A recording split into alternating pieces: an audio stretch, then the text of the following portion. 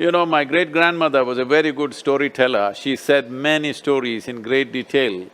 This one story stuck with me and though I remember all of them, but this one thing was I was probably maybe 4.5, 5 years of age when she told this story to me. But this story kind of lived with me. There was a man who was a farmer and he had a little bit of land and doing agriculture. Then he got two sons, the sons grew up, they cleared more land and they became well-to-do farmers. And when his time of passing came, he called both the sons and told them, whatever comes out of this land, do not divide the land, but whatever comes out of this land, both of you share it equally, 50-50%. They agreed. One of the boys married, had 5 children over a period of time, and the other boy never married. But still 50-50 it was going. So the elder boy who was married with children, one day, got a little worm in his head. And then he thought, I have a wife and 5 children, I'm getting 50%. He is alone and he's getting 50%.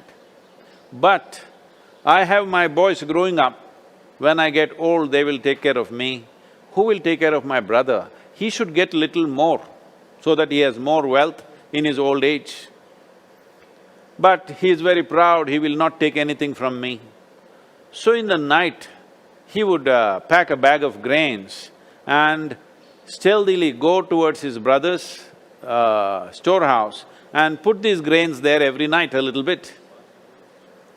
And the same worm got into the other brother's head one day and he thought, I'm just alone, I get 50%, my brother has the burden of wife and 5 children, but he also gets 50%, but if I offer anything, he won't take it. So he also started packing a bag and putting it in his other brother's storehouse. So this reverse osmosis went on without anybody's knowledge for quite a few years. Then in their old age, one day both of them carrying a bag and coming in in the darkness of the night, they bumped into each other. They looked at each other and they realized what they have been doing. They looked away from each other, very embarrassed about their own generosity, and anyway dumped the grain where they have to and came back. After some time they died, they passed on. The townspeople were wanting to build a temple and they were looking for a site. After much search, they decided the best place to build the temple is that place where both these brothers came with these bags carrying, they were old men by then, carrying these heavy bags on their backs. They came and they realized what they were doing and they're very embarrassed with their own generosity and they looked away from each other but continued their activity.